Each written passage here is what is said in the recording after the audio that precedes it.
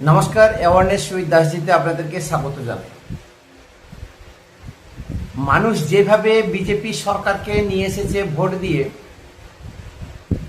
এবং ধুরন্ধর শুভেন্দু অধিকারী যেভাবে শুরুটা করেছিলেন ব্যাটিং,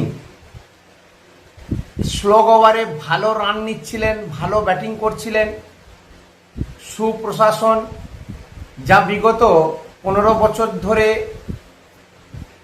বাংলার রাজনৈতিক বা বাংলার মানুষ কিন্তু দেখেনি, সবাই কিন্তু সাধুবাদ জানিয়েছিলেন। 15-20 দিনে প্রচুর শক্তপোক্ত ডিসিশন নিয়েছেন। বুলডোজার দিয়ে ভেঙে দেবো বলেছিলেন, বুলডোজার প্রথমে দিয়ে শুরু করলেন এবং সর্বপ্রথম যেটা প্রত্যেকটি মানুষের চাহিদা ছিল, বিশেষ করে মহিলা সম্প্রদায়ের যে আরজিকর কাণ্ড, যে ঘৃণ্য অপরাধ ঘটিয়েছিল, যার জন্য মুখ্য দায়ী পুলিশ মন্ত্রী এবং মুখ্যমন্ত্রী নিজে থেকে তার সুবিচার পাইয়ে দিতে পারেননি একজন মহিলা মুখ্যমন্ত্রী হয়ে। শুভেন্দু অধিকারী দেন অ্যাকশন নিলেন। ইমিডিয়েট যে সমস্ত পুলিশ অফিসাররা ছিলেন, বিনীত গোয়েল এবং যারা যারা ছিলেন তাদেরকে সাসপেন্ড করে দিলেন। নিরবিচ্ছিন্ন এবং স্বচ্ছতার সঙ্গে তদন্তের স্বার্থে সবই ঠিক আছে। এখন সবাই আমরা জানি যে সেই প্রত্যেকটি প্রমাণ লোপাট করে দিয়েছে মাননীয় প্রাক্তন মুখ্যমন্ত্রী, বহিষ্কৃত মুখ্যমন্ত্রী মমতা ব্যানার্জি, যার দয়ায়, যার আনুকূল্যে বিনীত গোয়েল বারবারন্ত বলুন বা বিনীত গোয়েলের এই যে অপরাধ কাণ্ডে জড়িয়ে থাকা বলুন, সমস্ত তথ্য লোপাট হয়ে যাওয়ার পরেও আর কি করে সিবিআই, সিআইডি বা যত ইনভেস্টিগেশন এজেন্সি আছে তাদের পক্ষে সেটা সম্ভব এর একটা ক্লু বার করা বা এর একটা সমাধান করা। খুবই সাধারণ মানুষ এটা বুঝতে পারবে যে ডক্টর দেবনাথকে রেপ করে, মার্ডার করে, তার লোপাট করে দিল, তাকে জ্বালিয়ে পুড়িয়ে তার ছাই ভস্ম পর্যন্ত ধুয়ে মুছে সাফ করে দিয়েছে। আজকে সিবিআই বলুন বা সিআইডি বলুন, যে ইনভেস্টিগেশন এজেন্সি আছে, ইভেন যেটা শোনা গেছিল বা যেটা খবরে আছে, সিবিআই এর বেশ কিছু হাই প্রোফাইল অফিসার তারা কিন্তু বেশ কিছু তথ্য প্রমাণ পাওয়া সত্ত্বেও সেটাকে মনে হয় যেন লোপাট করে দিয়েছে বা এরকম কিছু গ্যারাকল করে রেখে দিয়েছে, যাতে করে সেই প্রাক্তন মুখ্যমন্ত্রী বা পশ্চিমবঙ্গের যে প্রশাসন এদের গায়ে আঁচ না লাগে। হাইকোর্ট, সুপ্রিম কোর্ট পর্যন্ত হাত তুলে নিয়েছে এবং নর্মাল এটা কেস হিসাবে তারা দেখাশোনা করছে বা বিচার ব্যবস্থার মধ্যে রেখেছে। আজকে একজন কন্যা সন্তান হারানো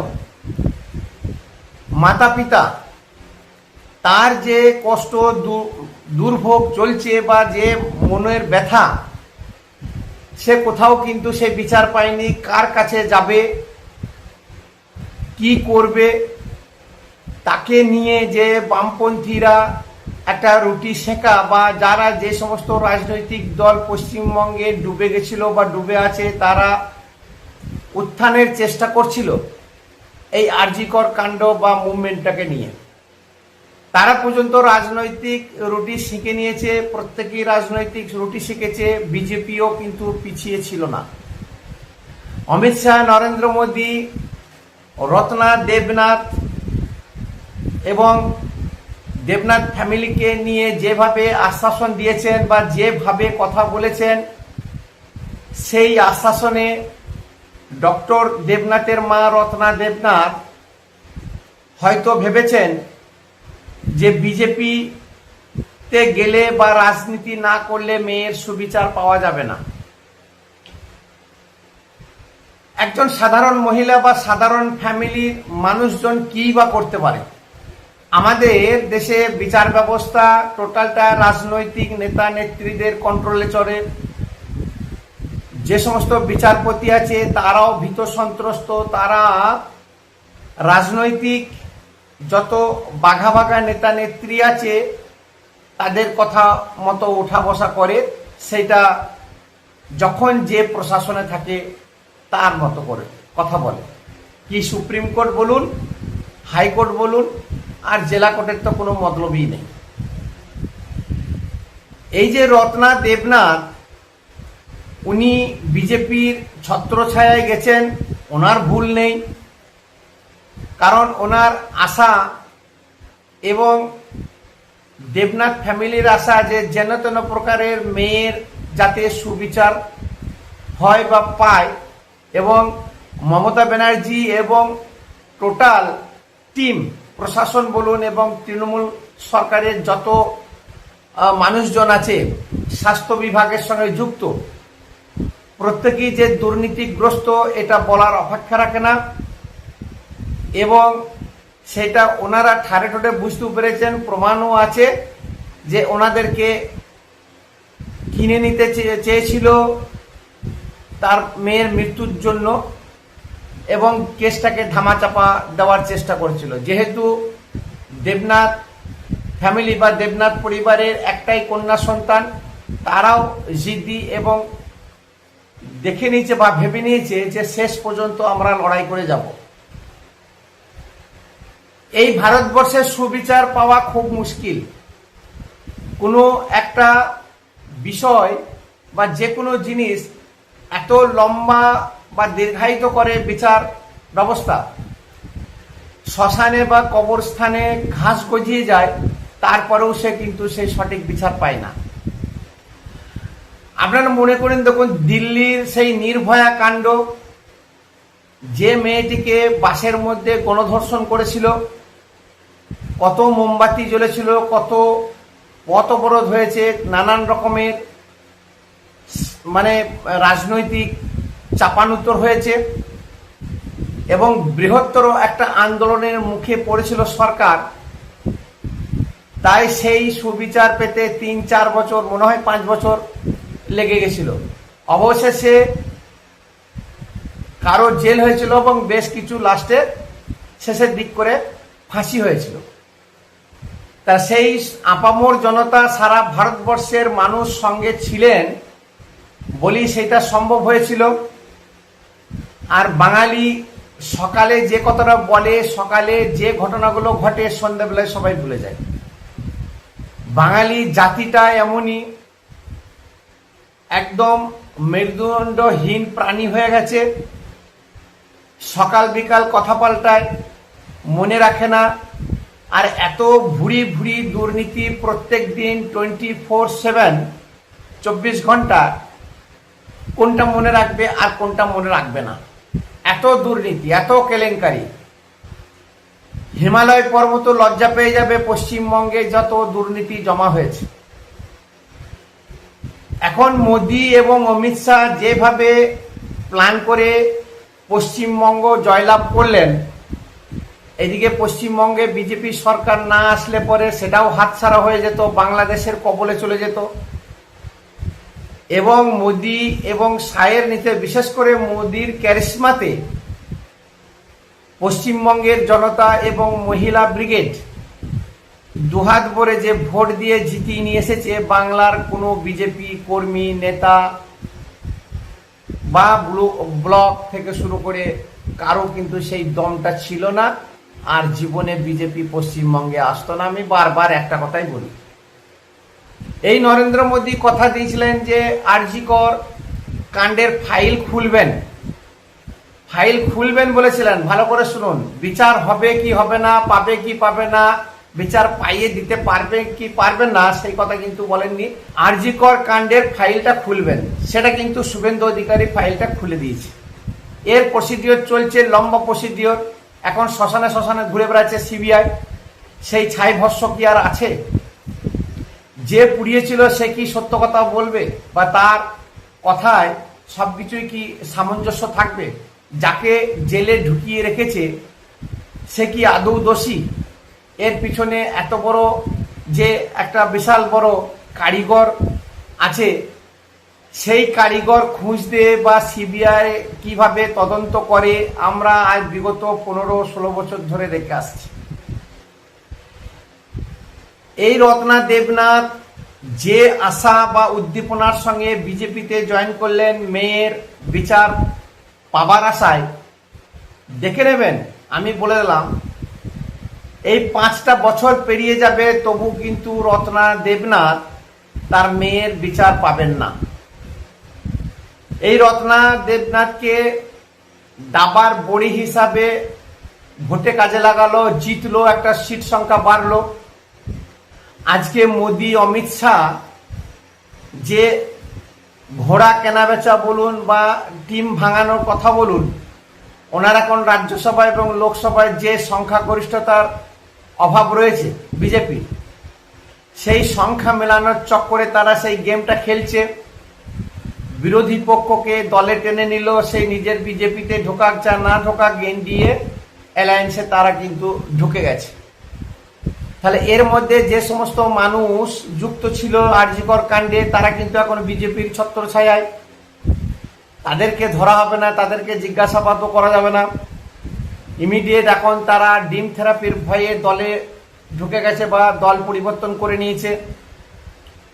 তাহলে সুষ্ঠুভাবে বিচার বা সুষ্ঠুভাবে তদন্ত কিভাবে হতে পারে? আরজিকর কাণ্ড যে এই ঘটনা, আমি দায়িত্বহীন ভাষায় বলতে পারি এর বিচার কিন্তু পাবেন না। রত্না দেবনাথ এবং ওনার স্বামী বা দেবনাথ পরিবার আমার মনে হয় আগামী আর 2-3 বছর পরে হতাশায় ভুগবেন। ওনাদের পাশে কোনো বিজেপি নেতা নেত্রীকেও আর দেখা যাবে না, কারণ তাদের স্বার্থ ফুরিয়ে গেছে, স্বার্থ নিয়ে কাজ ছিল, শেষ হয়ে গেছে। পশ্চিমবঙ্গে প্রত্যেক দিন এত এত বড় বড় দুর্নীতি মানে ঘটছে এখনো পর্যন্ত, সেই জিনিসকে পরিষ্কার পরিচ্ছন্ন করা এত সহজ কাজ নয়। স্বাভাবিকভাবেই বলে দেবে যে সে মানুষ চলে গেছে, ভুলে যাও, তাকে নিয়ে আর কাটাছেঁড়া করার কোনো দরকার নাই। মানুষকে ভুলতে সাহায্য করে, ভোলাতে সাহায্য করে। পশ্চিমবঙ্গের যত বুদ্ধিজীবী আছে, রাজনীতি করা মানুষ আছে, আবার বিজেপি প্রতিশ্রুতি মতো তারা ঠিক মতো কাজ করছে না। যে শুভেন্দু অধিকারী, সায়নী ঘোষ, কাকলি ঘোষ দস্তিদার, ফিরহাদ হাকিম বা অন্যান্য টিএমসি নেতাদের কে মানে ভোটের আগে যা যা বলেছিলেন, আজ তাকে সেই কথাগুলো নিজেই গিলে নিতে হচ্ছে এবং সেই ফিরহাদ, সেই সায়নী ঘোষ, সেই কাকলি ঘোষ দস্তিদার, সেই দেব, এদের সঙ্গে মিটিং করতে হচ্ছে এবং দল ভাঙাতে হচ্ছে শুধুমাত্র মমতা এবং অভিষেকে টাইট দেওয়ার জন্য কি? আজকে মমতা বা অভিষেক ব্যানার্জি দুর্নীতিগ্রস্ত এবং পাহাড়ের উপরে বসে আছে, এটা কিন্তু প্রমাণিত। কিন্তু শুধু তো মমতা বা অভিষেককে দোষ দেওয়া যায় না। দলের ভিতরে যত টিএমসি নেতা কর্মী আছে প্রত্যেকেই কিন্তু দুর্নীতিগ্রস্ত এবং প্রত্যেকেই কিন্তু 500, 1000, 2000 কোটি করে কামিয়ে নিয়েছে, ব্যাংক ব্যালেন্স করে নিয়েছে। তারা কিন্তু সবাই এখন বিজেপির টিম হয়ে গেছে, বিজেপির দলে ঢুকে গেছে। এই যে কেনাবেচা বা হর্স ট্রেডিং বলুন, এদিকের মাল ওইদিকে বলুন, এইসব করতে এখন বিজেপি ব্যস্ত। তাহলে ডক্টর দেবনাথের যে ফাইলটা খুললেন, তার যে জের বা তদন্ত কতদিন পর্যন্ত যাবে, আদৌ উনি বিচার পাবেন কিনা বা রত্না দেবনাথ তার মেয়ের বিচার আদায় করতে পারবেন কিনা, এটাই কিন্তু আমার একটা প্রশ্ন থাকলো। আপনারা আপনাদের কমেন্টের মাধ্যমে জানাবেন এবং বিজেপি যে জেল ভরো আন্দোলন বা জেল ভরো কথাটা তুলেছিল, প্রত্যেকটি তৃণমূল নেতাকে জেলে ভরবো, ওই শুধু চুনোপুটি কয়েকজনকে কোমরে দড়ি বেঁধে রাস্তায় ঘুরিয়ে পাবলিককে ইমপ্রেস করার কোনো দরকার নেই।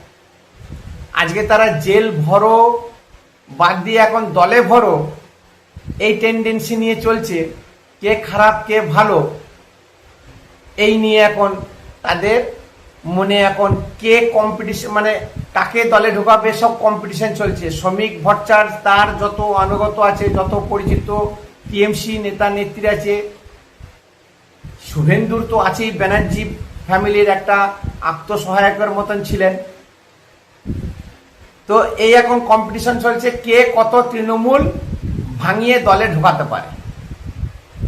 এটাও মনে রাখা দরকার যে বিজেপির শেষের শুরু হতে চলেছে। 2021-এ যেরকম বিশাল বড় বুক ফুলিয়ে বলছিলেন এবং ভোট হতে না হতে তার আগে থেকে দপ্তর বন্টন শুরু হয়ে গেছিল 2021-এ, মনে করে দেখুন। এইভাবে যদি চলতে থাকে তাহলে মানুষের যোগ্য জবাব দেবে। তার কারণ গণতন্ত্রই হচ্ছে শেষ কথা। গণতন্ত্র নিয়ে আমাদেরকে বেঁচে থাকতে হবে, কিছু না হলে আমাদেরকে পাল্টাতে হবে। নমস্কার, ভিডিও ভালো লাগলে অবশ্যই শেয়ার করবেন, একটা কমেন্ট করবেন, সাবস্ক্রাইব করে চ্যানেলকে উৎসাহিত করবেন।